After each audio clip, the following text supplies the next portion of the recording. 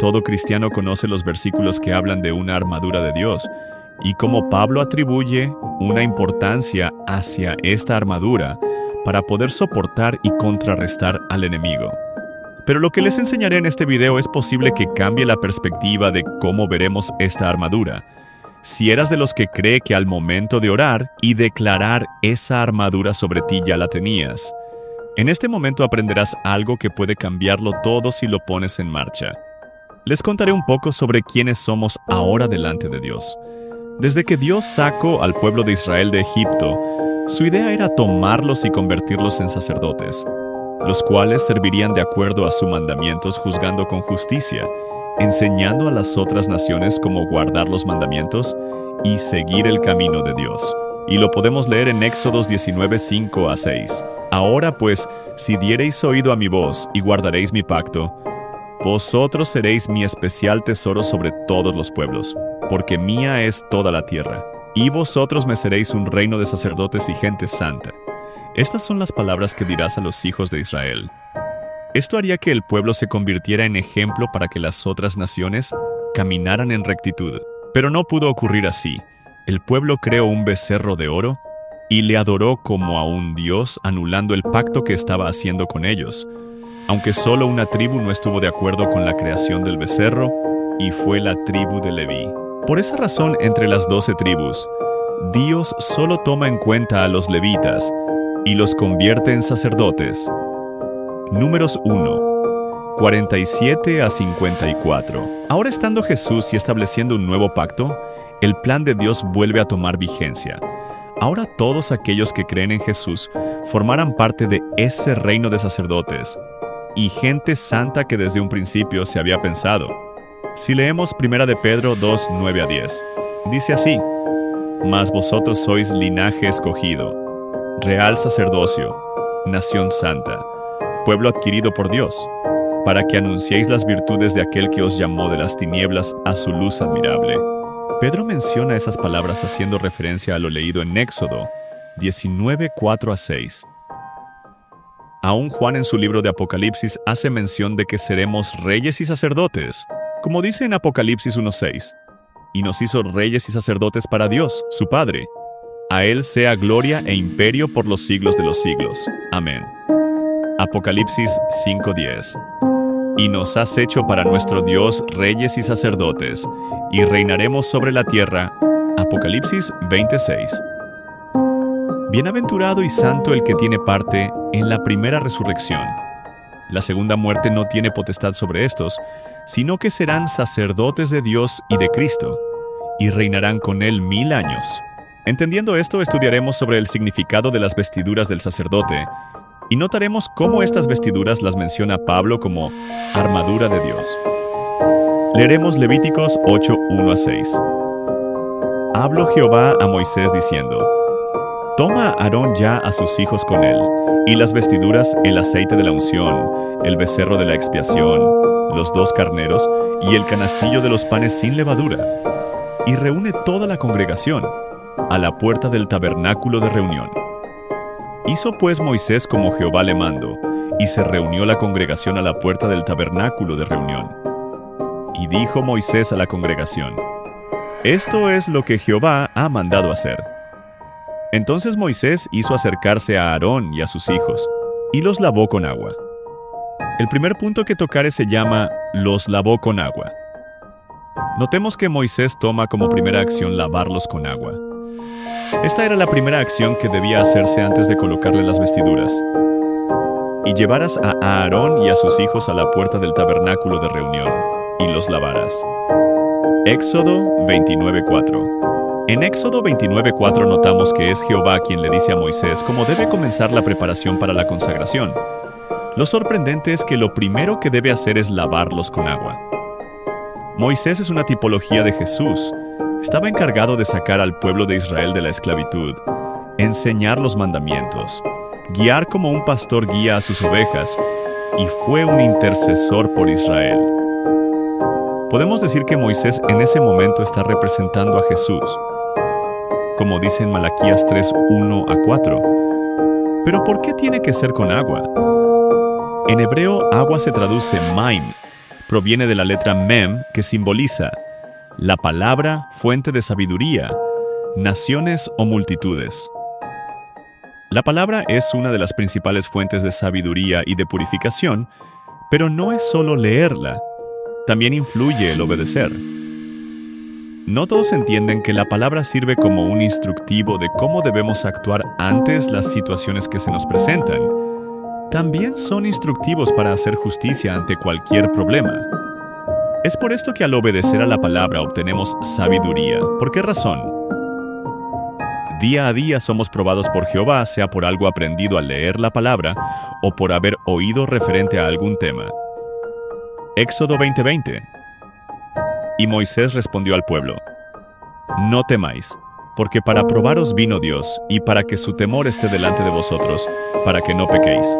Aunque al principio no entenderemos lo sucedido, pero cuando reaccionamos y nos damos cuenta que fuimos probados, es cuando debemos estudiar cómo actuamos en ese momento. Así podemos darnos cuenta si despertaron debilidades que no conocíamos, o alguna que pensábamos ya que teníamos dominada. En aquel mismo momento, si recapitulamos lo aprendido en la palabra y en la forma como tenía que ser nuestro actuar, es cuando obtenemos la sabiduría, porque la palabra nos enseña cómo corregir esas debilidades por medio de la obediencia para cuando volvamos a ser probados, nuestro actuar sea el correcto.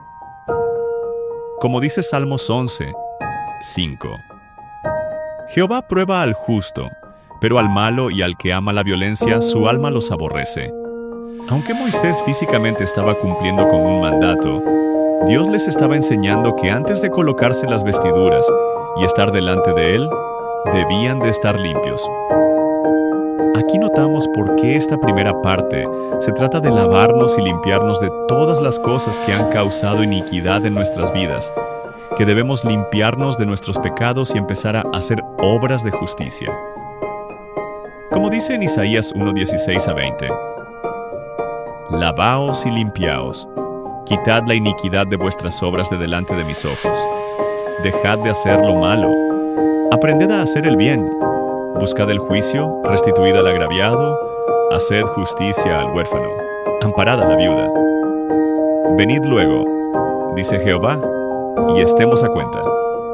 Si vuestros pecados fueren como la grana, como la nieve serán emblanquecidos. Si fueren rojos como el carmesí, vendrán a ser como blanca lana.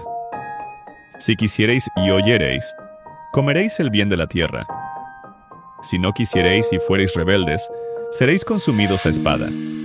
Porque la boca de Jehová para nosotros hoy en día sería como dejar de hacer lo malo, aprender a hacer el bien, buscar el juicio, restituir al agraviado, hacer justicia al huérfano y amparad a la viuda, como dice en Juan 13:3-11.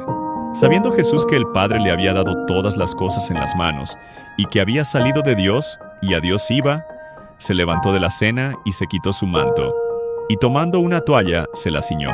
Luego puso agua en un lebrillo, y comenzó a lavar los pies de los discípulos, y a enjugarlos con la toalla con que estaba ceñido. Entonces vino a Simón Pedro, y Pedro le dijo: Señor, ¿tú me lavas los pies? Respondió Jesús y le dijo: Lo que yo hago, tú no lo comprendes ahora, mas lo entenderás después. Pedro le dijo: No me lavarás los pies jamás. Jesús le respondió: Si no te lavare, no tendrás parte conmigo. Le dijo Simón Pedro: Señor, no solo mis pies, sino también las manos y la cabeza. Jesús le dijo: El que está lavado no necesita sino lavarse los pies, pues está todo limpio. Y vosotros limpios estáis, aunque no todos. Porque sabía quién le iba a entregar. Por eso dijo: No estáis limpios todos. ¿A qué se refiere esto? Ellos fueron dejando todo y se fueron limpiando conforme a lo que Jesús les enseñaba. En ese momento Jesús los estaba alistando, como Moisés alistó a Aarón y sus hijos. Pero ahora la vestimenta que los discípulos llevarían no sería física, sino espiritual. Así que, si dejamos de hacer lo malo y cambiamos nuestras vidas conforme a la palabra, nos iremos limpiando en pensamientos, conciencia, emociones, sentimientos, actitudes y entre otras cosas para llegar a la santidad. Esto nos lo dice Pablo en 1 Corintios 6:9-11. ¿No sabéis que los injustos no heredarán el reino de Dios? No erréis. Ni los fornicarios, ni los idólatras, ni los adúlteros, ni los afeminados, ni los que se echan con varones, ni los ladrones, ni los avaros, ni los borrachos, ni los maldicientes, ni los estafadores, heredarán el reino de Dios. Y esto erais algunos, mas ya habéis sido lavados, ya habéis sido santificados, ya habéis sido justificados en el nombre del Señor Jesús, y por el Espíritu de nuestro Dios. El limpiarnos por medio de la palabra nos ayudará a presentarnos sin mancha y sin arrugas. Esto lo dice en Efesios 5:25 a 27. Maridos, amad a vuestras mujeres, así como Cristo amó a la iglesia, y se entregó a sí mismo por ella, para santificarla, habiéndola purificado en el lavamiento del agua por la palabra, a fin de presentársela a sí mismo, una iglesia gloriosa, que no tuviese mancha ni arruga ni cosa semejante, sino que fuese santa y sin mancha. Por lo cual debemos limpiarnos para ser puros, así como Jesús es puro. Como dice en 1 de Juan 3:1-3, mirad cuál amor nos ha dado el Padre, para que seamos llamados hijos de Dios. Por esto el mundo no nos conoce, porque no le conoció a Él.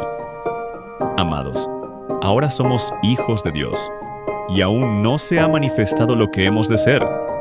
Pero sabemos que cuando Él se manifieste, seremos semejantes a Él, porque le veremos tal como Él es. Y todo aquel que tiene esta esperanza en Él, se purifica a sí mismo, así como Él es puro. Continuamos. Desde este momento empezaremos a notar una comparación con las palabras de Pablo en Efesios 6:14, que dice: Estad, pues, firmes, ceñidos vuestros lomos con la verdad, y vestidos con la coraza de justicia.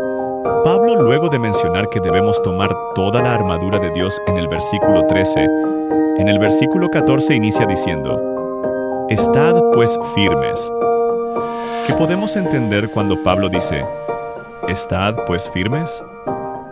Que debemos mantenernos en obediencia, puros y sin manchas.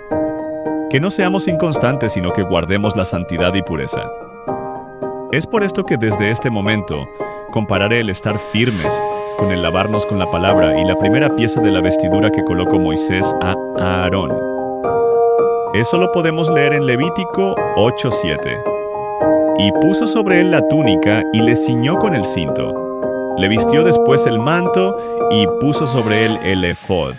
Y lo ciñó con el cinto del efod y lo ajustó con él. Es por esto que el segundo punto será la túnica. La primera pieza de la vestidura es la túnica. Igualmente hicieron las túnicas de lino fino de obra de tejedor, para Aarón y para sus hijos. Éxodos 39:27. La túnica estaba hecha de una sola pieza. Va desde el cuello a los pies. Es la prenda que está más cerca de la piel después de los pantalones. La túnica estaba hecha de lino tejido de color blanco, sin costuras. Para colocarla, los sacerdotes se la colocaban por encima de la cabeza. ¿Qué es el lino? Es una planta que se cosecha desde la raíz, ya que las fibras crecen hacia abajo desde las raíces. Así que la raíz y el tallo forman parte del hilo que se convierte en tela. Luego, los tallos son colocados en manojos y se ponen a secar, por lo general bajo el sol. Después del secado, los tallos se peinan para quitar las semillas. Luego, la planta pasa por un proceso de enriado, que trata de hacerla descomponer para separar las impurezas. Se lavan, se exprimen y se dejan secar para lograr tener un lino puro. Hay quienes piensan que de ese mismo modo Jehová actúa con nosotros. Empieza a eliminar todas las cosas que no le agradan, toda la suciedad y la impureza, para lograr sacar lo más puro. Cuando el lino se trabaja, se convierte en fibra y empieza a ser procesada. Toma un color blanco muy brillante capaz de reflejar la luz. Esto nos hace comparar el proceso que lleva el lino para volverse blanco, como los procesos que pasamos de parte de Dios. El resultado de cada proceso es hacernos más limpios, puros, lo suficiente para reflejar la luz de Jesús en cada lugar a donde vamos. La túnica, aunque muy poco se habla de ella, representa pureza y el lino a las acciones justas por la obediencia.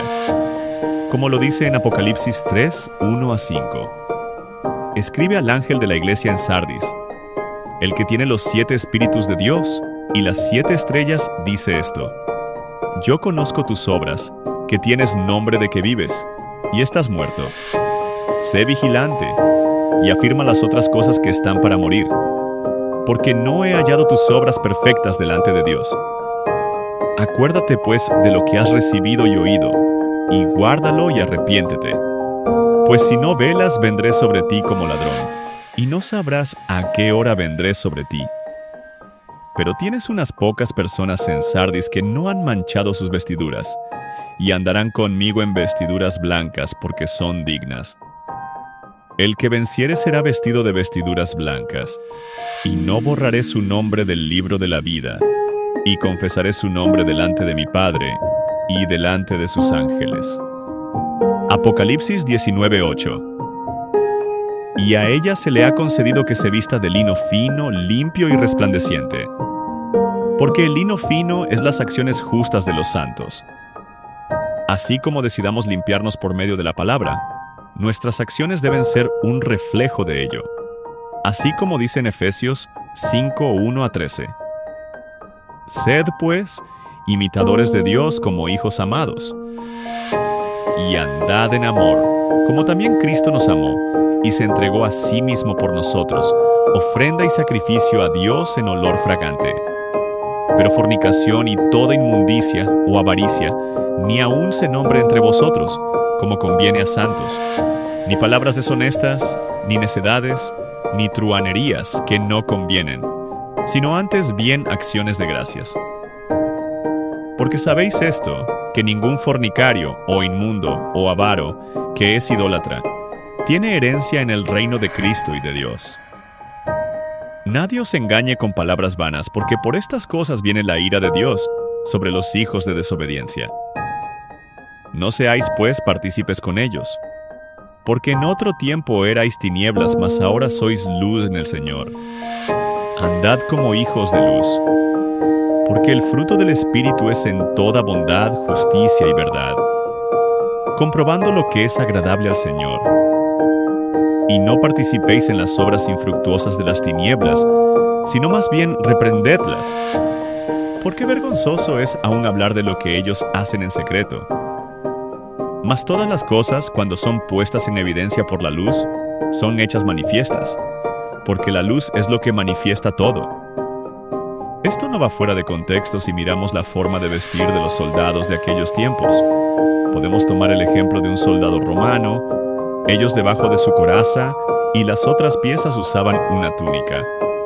En nuestro caso, que es lo espiritual, el limpiarnos por medio de la palabra como si fuese agua que nos purifica, mantener la obediencia y la pureza es el primer paso para formar la armadura de Dios en nosotros. A esto es lo que debe referirse Pablo al decir, «Estad pues firmes». La firmeza es una decisión de mantenerse en lo aprendido, en aceptar los procesos y limpiarse constantemente, en corregir lo que se necesita corregir, en no ser fluctuante cuando las cosas se ponen fuertes, sino demostrar que hemos aprendido y obedecemos. Es perseverar y ser fiel a pesar de que el sistema nos intente apartar de la verdad. ¿Por qué es necesario esto? Jesús utiliza una parábola para darnos a entender que debemos transformar nuestra manera de vivir hasta un punto de llegar a ser nuevas personas para que todo lo que viene de Dios pueda estar en nosotros. Esto lo podemos leer en Mateo 9:16 a 17, cuando Él dice que nadie pone remiendo de paño nuevo en vestido viejo, porque tal remiendo tira del vestido y se hace peor la rotura. Ni echan vino nuevo en odres viejos, de otra manera los odres se rompen, y el vino se derrama, y los odres se pierden. Pero echan el vino nuevo en odres nuevos, y lo uno y lo otro se conservan juntamente.